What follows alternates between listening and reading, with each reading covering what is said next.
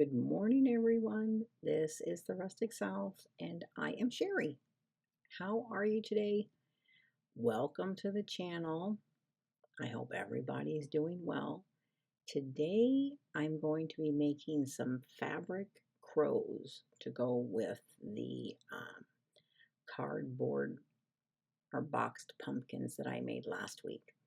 So here are the picture of the crows we're going to be making. I'm using them out of tea-stained or coffee-stained tea towels. And you could also make these if you like working with paper bags. You could use these, make these using paper bags. I did that before and I painted them black and I dusted them with cinnamon and they come out so neat. It's the exact same pattern, exact same everything. Except this time we're going to use the tea towels instead of paper bags. I think more people like using fabric than they do paper for these kinds of things. So that's what we're going to do today. I do make 3 of them because I like things in sets of 3. So you're only going to see me making 1, but I do make 3 because I like to put them in groupings. Excuse me, I have to get something to drink. I do like to put them in groupings because I think they look better in groupings than just, 1 or 2 by themselves. And I guess I like that odd number kind of thing too. So yeah, so today I'm going to make 3 of these. So I'm going to take these, I'm going to lay these on your tea towel that you have doubled, okay? You fold it in half. So you're going to trace it either with a sewing pencil, which I was having a hard time with mine, so I went ahead and used a pen because we are going to cut about 1/4 of an inch away from the line that you're drawing, okay? And we're going to use that line as our glue line. Now I will put the pattern that I used under the description box, okay, so that you could print that out on your printer and you can size it to whatever size you want. Just the one that I'm going to provide you in the description box. It's going to look a little different in the tail area. That's okay. You can just round it off how you like it, right? So yeah, so now you're going to cut it out. Now that we've traced it, you're going to cut it out. And you're going to cut it about 1/4 of an inch away from the trace line that you made, okay? Because the trace line is going to be our glue line.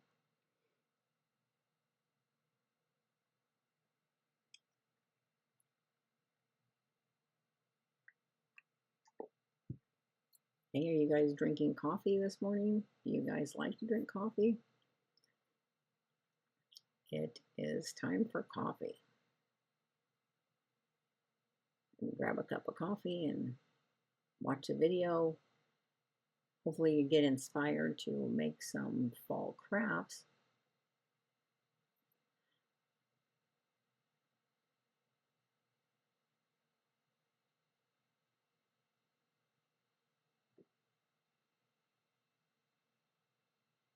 So once you get done cutting it out, you're going to take the top one that has the marking on it, you're going to put it on the bottom so that you know where the glue line is, and then you'll take the one on the bottom and put it on the top, and then we will glue them together. You do me a favor, if you would, just hit the like button while you're watching the video.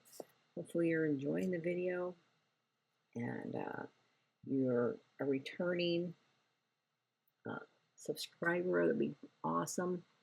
If you're not, I hope you will subscribe today. Subscribing and liking are free things that you could do to help us creators out, and it's very much appreciated by everyone. So here I'm getting out the paint. The only thing we're going to be painting is I got these wood rounds. Okay, we're going to be doing the sticks. I have these dowel sticks that I don't know what size they are. They're fairly small. They're not super skinny. They're not like skewers or anything. They're a little thicker than those.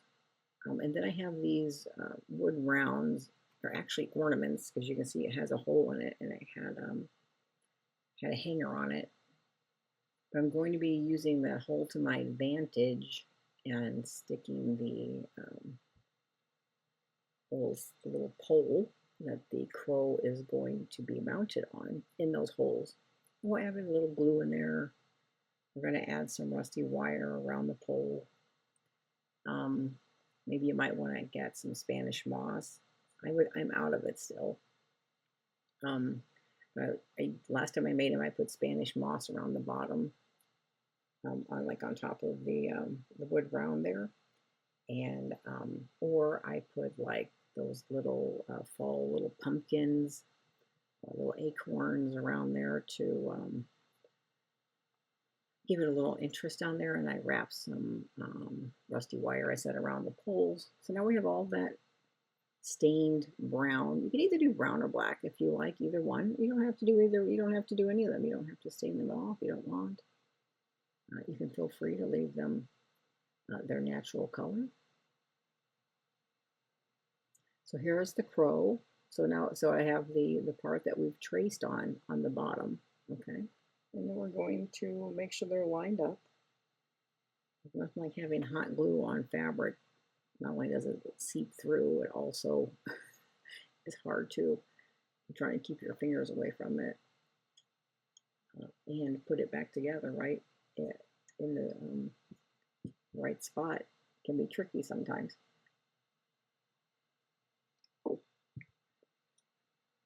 So yeah, so you see me using that line as the glue line. So I'm putting my glue along there, folding it back over, placing it down. Be super careful with the hot glue. It will come through the fabric a little bit. And in the end, if we need to, you can always trace around the edge if there's too much edge. Just be careful that you don't cut your line, but if you do, not a big deal, just re-glue it.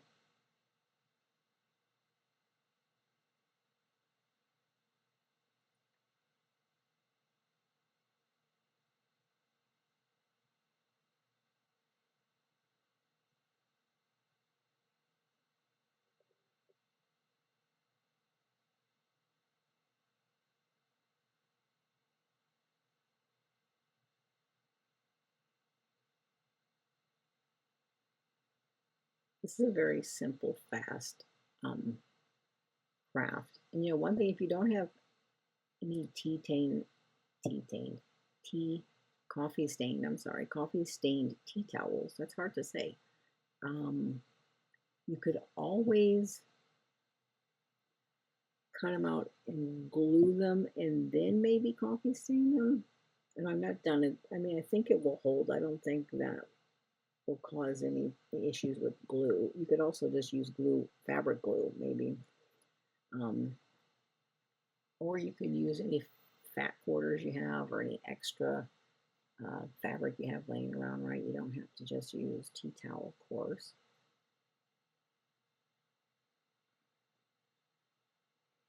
And if you think about it long enough ahead, stain them and then just take them outside and lay them in your bushes.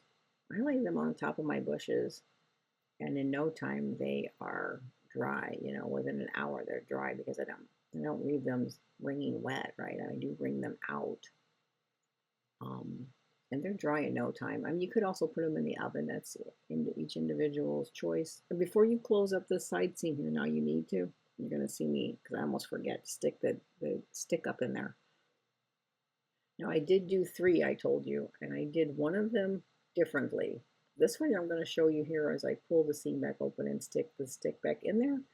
But I think the better way is to go ahead and close it up completely and then make a little snip in the back and put it a little further up on the back side of the crow and just kind of glue the stick in from the back side. And I think it will stand up better, more an upright position, right? Than doing it this way. Or you could just poke it up and you can actually just do it higher up on the seam too, right? If you don't want to make a little snip in the back. That's what I did on the 3rd one I made. I think I cut a little hole in the backside and stuck a stick in.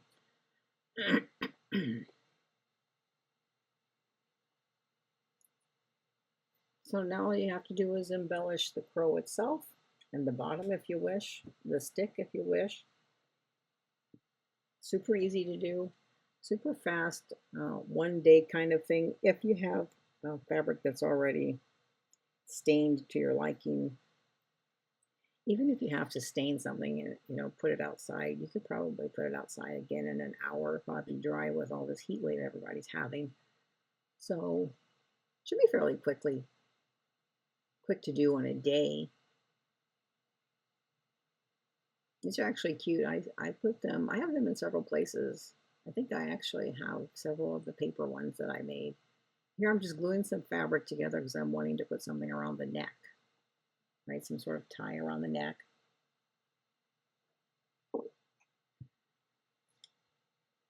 So that there's a little interest around the neck.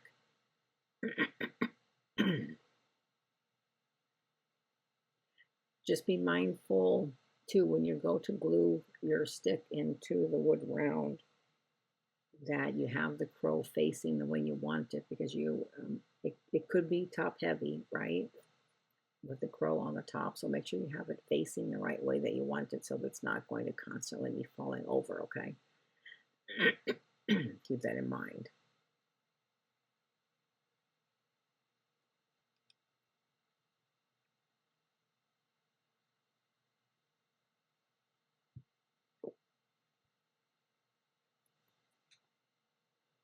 You could grunge up, you could use creepy cloth, you can use this is some scraps off of a fat quarter that I had, some light green fat quarter that I had left over. In a minute, you're going to see that I did put a bell on this after I get it tied around the neck. You see the bell there, and it was okay, but I think it was a little too big. It was out of proportion for the size of the crow, so I ended up taking it off, and it did make it very top heavy. So I did end up taking that bell off of it. So you may not want to do the big bell on it unless you make a bigger crow. So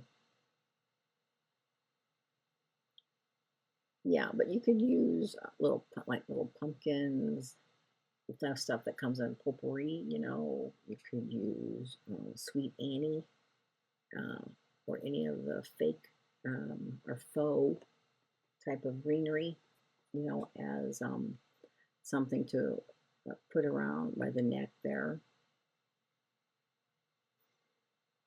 to embellish it a little more. And you want to put a little embellishment on the bottom, right, on the wood round.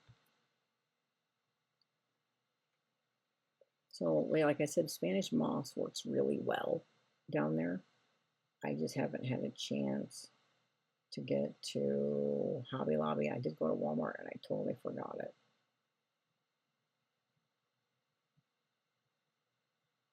No, I'm probably not the only one. I go to Walmart with a list in my head, and I pull up in the parking lot, and I'm like, oh my gosh, what did I need to get in here?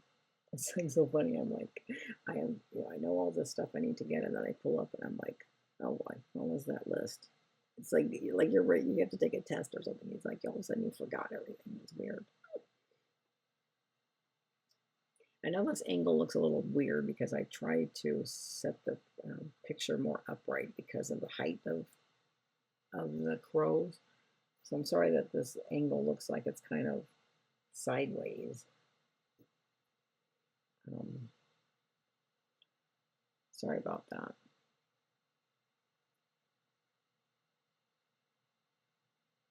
So I hope you guys are able to get into your craft room and make some fun type of fall crafts come up. I know everybody's doing different stuff. I think everybody's done with the Christmas and July stuff, so that is in the past for right now. But for you guys who do booths and so forth, I'm sure you're probably making Christmas, fall, Halloween, all that good stuff. Now these are not Halloween for them, even though I did those wood box pumpkins last week. Those are not Halloween to me. I know they're kind of dark looking and maybe even kind of spookyish a little bit, but they're just grungy, right? They're not Halloween material. So So there is the crow. See, there you see the bell, and see how it's leaning? I didn't like that. So I ended up taking the bell off of it, and I take this little heart. I have these little wooden hearts that I got in a Dollar Tree probably last year around Valentine's Day. I think it was actually red. See, there I take it off. And I gotta take it off when I put it back on both, but I end up taking it off in the end completely. So I did take a heart and I kind of grunged it up and I put a little bow on it using some twine on the stick area. And a couple of them I put wooden stars that I just grunged up. If you have rusty stars, you could put those on there too. I put those on my paper crows that I had made. I put some rusty stars on those.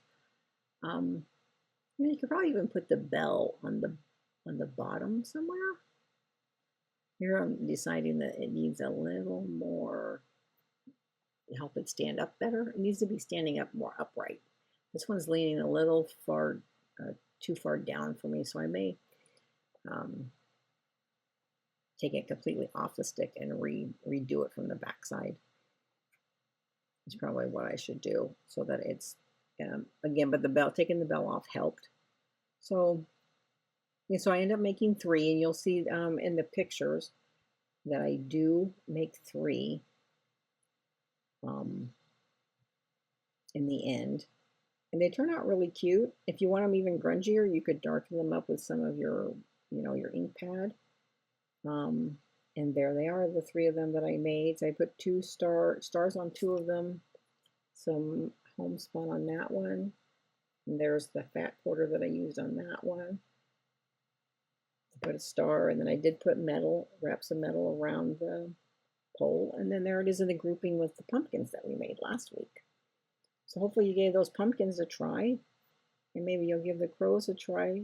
And thanks so much for stopping by. See you in the next one.